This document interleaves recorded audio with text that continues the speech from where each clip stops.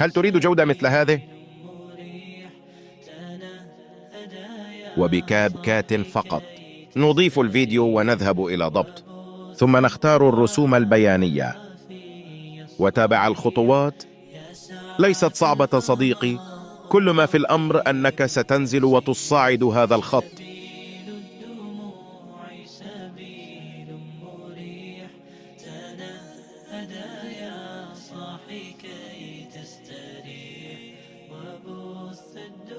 والآن نذهب إلى مؤثرات ثم عدسة ونختار الضبابية ونحفظ هذا الفيديو بأعلى جودة ممكنة،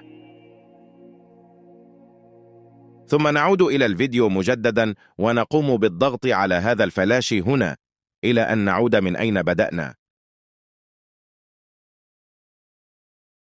ثم نضيف الفيديو الذي سجلناه منذ قليل. والآن نضغط على تراكب ثم فيديوهات مخزنة ونختار هذه الصورة البيضاء، ثم نضغط عليها ونذهب إلى مزج ونختار تراكب.